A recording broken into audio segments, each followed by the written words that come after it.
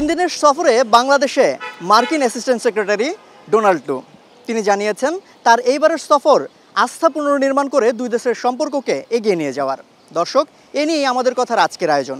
সবাইকে আমন্ত্রণ জানাচ্ছি এটিএন নিউজের নিয়মিত আয়োজন আমাদের কথার আজকের পর্বে। আপনাদের সঙ্গে আছি আমি সম্রাট আনোয়ার।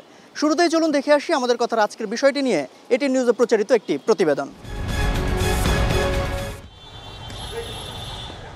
ডোনাল্ড লু দক্ষিণ এশিয়ার রাজনীতিতে যার নামকে তুলনা করা হয় লু হাওয়া বা পশ্চিম থেকে আসা গরম বাতাসের সঙ্গে। মার্কিন এই অ্যাসিস্ট্যান্ট সেক্রেটারি এবার এমন এক সময় ঢাকা সফর করছেন যখন গ্রীষ্মের স্বাভাবিক তাপপ্রবাহ চলছে এই অঞ্চলে। লুয়ের সফর নিয়ে ঢাকার রাজনীতিতে হাওয়া গরমের চেষ্টা চললেও লু নিজে বলছেন হাওয়া গরম না, বরং ঠান্ডা করতেই তিনি এসেছেন। বুধবার পররাষ্ট্র মন্ত্রণালয়ে মন্ত্রী ডক্টর হাসান মাহমুদের সঙ্গে দেখা করার পর মার্কিন এই অ্যাসিস্ট্যান্ট সেক্রেটারি এক প্রকার স্বীকার করে নিলেন ঢাকা ওয়াশিংটন সম্পর্কে আস্থার সংকট চলছে। I visited Bangladesh these last 2 days in order to try to rebuild the trust between our peoples. And so I spoke to the minister today about working on the hard things in our relationship. We have lots of hard issues. RAB sanctions. We have labor reforms. We have human rights and business climate reforms. But in order to work on the hard issues, we want to build up the cooperation we have on positive issues. We're talking about new investment. তবে এই আস্থার সংকট কেন, সেই প্রশ্ন নিলেন না Donald লু। তবে কিছুটা ইঙ্গিত দিলেন, বললেন বাংলাদেশের সবশেষ জাতীয় নির্বাচন ঘিরে মার্কিন তৎপরতার কথা। Last year, we know there were a lot of tensions between the United States and Bangladesh. The United States worked very hard to promote free, fair, and nonviolent elections here. And it caused some tensions. পররাষ্ট্রমন্ত্রী জানালেন যুক্তরাষ্ট্রের সম্পর্ক এগিয়ে নেওয়ার চেষ্টার সঙ্গে আছে বাংলাদেশও। রাজনীতি বা নির্বাচন নিয়ে সরাসরি কথা না বললেও ডোনাল্ড লু বরং সম্পর্ক এগিয়ে নেবার সেসব খাত নিয়েই কথা বলেছেন। তারা বাংলাদেশের সাথে সম্পর্ক আরও ঘনিষ্ঠ করতে চায়, আমরাও করতে চাই, এবং তিনি এসেছেন সম্পর্ককে এগিয়ে নিয়ে যাওয়ার লক্ষ্যে এই সফরে এসেছেন। এর আগে রাষ্ট্রীয় অতিথি ভবন পদ্মায় পররাষ্ট্র সচিবের সঙ্গে দেখা করেন ডোনাল্ড লু। তারও আগে সকালে যান সচিবালয়ে, দেখা করেন পরিবেশ, বন ও জলবায়ু পরিবর্তন মন্ত্রী সাবের হোসেন চৌধুরীর সঙ্গে। পরে মন্ত্রী জানান নির্বাচনের আগে বাংলাদেশ প্রসঙ্গে যুক্তরাষ্ট্রের ভিন্ন দৃষ্টিভঙ্গি বা কিছুটা অস্বস্তি থাকলেও বর্তমানে সেই পরিস্থিতি নেই। আসলে তো ইলেকশনের ইয়াটা রেলিভেন্ট না এই সময় আলোচনা। আর যেটা আমি প্রথমে বলেছি, আমরা সামনের দিকে কিভাবে আমাদের সম্পর্কটাকে আরও সুদৃঢ় করব সেটা নিয়েই কিন্তু মূলত আলোচনা। 3 দিনের সফর শেষে বৃহস্পতিবার ঢাকা ছাড়বেন মার্কিন অ্যাসিস্ট্যান্ট সেক্রেটারি ডোনাল্ড লু। Ashikur Rahman Apu, ATN news, Dhaka. প্রতিবেদনটি দেখলাম, এবার শুনবো সাধারণ মানুষের ভাবনা। এটা আসলে ইতিবাচক। ওনাদের নিজেদের স্বার্থ রক্ষার কারণে ওনারা আসেন।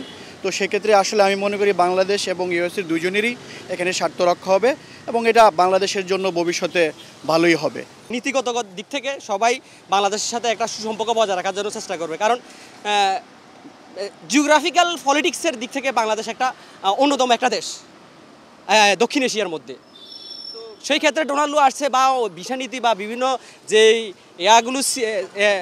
সমস্যাগুলো ছিল সেটা হয়তো মিট হয়ে যাবে সরকারের সাথে সুসম্পর্ক বজায় রাখার জন্য। সরকারও চাইবেন কি দেশের উন্নয়নের জন্য জনগণের কথা চিন্তা করে, এবং কি আমেরিকাও চাইবেন কি তাদের দেশের জনগণের উন্নয়নের কথা চিন্তা ভাবনা করে দুই দেশের সাথে সুসম্পর্ক বজায় রাখার জন্য। ডোনাল্ড লু আসছে, উনার আসার একমাত্র উদ্দেশ্য হচ্ছে যে জিওপলিটিক্সের যে একটা আছে, আপনার রাজনীতি আছে, যে এই বিশেষ করে চীন আছে, ভারত আছে, মূলত এইসব সমস্যা নিয়ে উনি মনে হয় কাজ করবে এরকম। আর এজন্য হয়তো বা পিছনের জিনিসগুলো উনি হাইলাইট করতেছে না।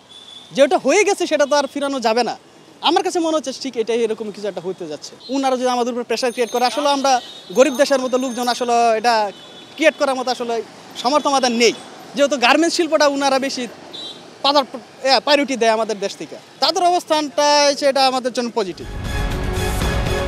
ডোনাল্ড লু বাংলাদেশ সফর করছেন। এই সফরে বাংলাদেশের সাথে রাজনৈতিক প্রেক্ষাপটে কী অবস্থান হবে এবং এই সুসম্পর্ক কতটুকু গড়ে উঠবে সেটি নিয়েই আজকে আমাদের কথায় নারায়ণগঞ্জের মানুষ কী ভাবছে।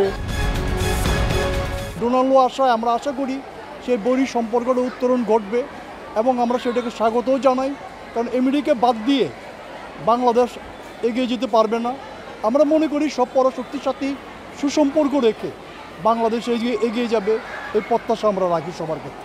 বাংলাদেশের সাথে আমেরিকার যে গভীর সম্পর্ক, যে আপনার হচ্ছে দুই দেশের যে কূটনৈতিক সম্পর্ক, সেই সম্পর্কটাকে আরও কীভাবে গভীর করা যায়, আরও কীভাবে ভালো করা যায়, পারস্পরিক সম্পর্ক আরও কীভাবে ভালো করা যায়, দুই দেশের মধ্যে আরও ব্যবসা বাণিজ্য কীভাবে করা যায়। ডোনাল্ড লোর এই সফর বাংলাদেশের সাথে আমেরিকার সম্পর্ক আরও গভীর এবং ভালো করবে এবং সামনের দিকে বাংলাদেশের ব্যবসা বাণিজ্য এবং র্যাবের উপর যে স্যাংশন দিয়েছে, তারপর হচ্ছে আমাদের যে ভিসা রেস্ট্রিকশন আছে, এগুলো তুলে নেবে।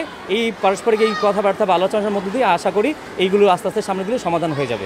সরকারের সংশ্লিষ্ট দপ্তর, বিশেষ করে পররাষ্ট্র দপ্তর, সরকারের শীর্ষ ব্যক্তিরা যদি এই সফরকে কেন্দ্র করে ডোনাল্ড লোর সাথে যেই টপিকসগুলো নিয়ে আমাদের বাংলাদেশের সাথে তাদের সম্পর্কের অবনতি ঘটছে, বিশেষ করে আমাদের নির্বাচন কেন্দ্রিক ব্যবস্থা নিয়ে, নির্বাচনের পদ্ধতি নিয়ে যেই তাড়াহুড়ো সৃষ্টি হয়েছিল, বিভিন্ন আলাপ আলোচনার মাধ্যমে কীভাবে এই সম্পর্কের উন্নতি ঘটানো যায়, আমি মনে করি সেই বিষয়েই আলোকপাত হওয়া উচিত। 3 দিনের রাষ্ট্রীয় সফরে এসে মার্কিন যুক্তরাষ্ট্রের অ্যাসিস্ট্যান্ট সেক্রেটারি ডোনাল্ড লো পররাষ্ট্রমন্ত্রী ডক্টর হাসান মাহমুদের সাথে দেখা করে মন্তব্য করেছেন, বাংলাদেশের সাথে মার্কিন যুক্তরাষ্ট্রের আস্থার অভাব রয়েছে, বাংলাদেশের মানুষের সাথে সেই আস্থা ফিরিয়ে আনার জন্য যুক্তরাষ্ট্র চেষ্টা চালিয়ে যাচ্ছে। আমি এই বিষয়ে জানবো সাধারণ মানুষের কথা। দর্শক, আমি মাজহারুল ইসলাম মাসুম আপনাদেরকে নিয়ে যাচ্ছি সাধারণ মানুষের কাছে।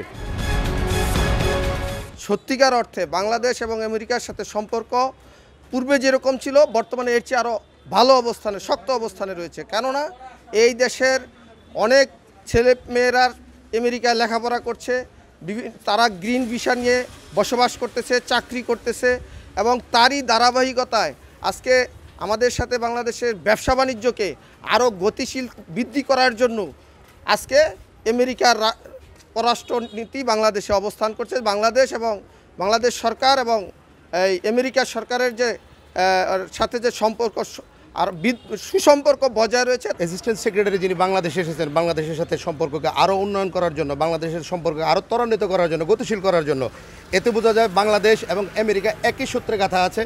বাংলাদেশ সর্বদাই আমেরিকাকে একটা অনুসরণ করে কিভাবে আমেরিকার সাথে বাংলাদেশের সুসম্পর্ক বজায় রেখে বাংলাদেশকে স্মার্ট বাংলাদেশ হিসাবে গঠন করা যায়।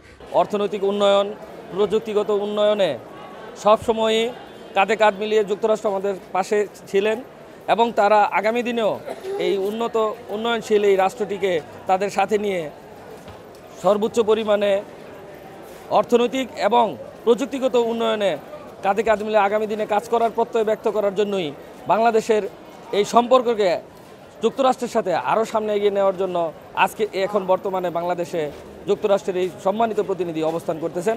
যদি আমরা অ্যাকশন বেস প্ল্যানটা গ্রহণ করি, যে না সেই চেষ্টার জায়গাটা যদি বাস্তবায়ন করি, তাহলে মনে হয় মানুষের আস্থার জায়গাটা আবার ফিরে আসবে। দর্শক, এই ছিল আমাদের কথার আজকের আয়োজন। বিদায় নিচ্ছি আজকের মতন। দেখা হবে আগামী কোনো পর্বে নতুন কোনো জায়গায় নতুন কোনো বিষয় নিয়ে। ততক্ষণ পর্যন্ত সবাই ভালো থাকুন, সুস্থ থাকুন, থাকুন ATN নিউজের সঙ্গে।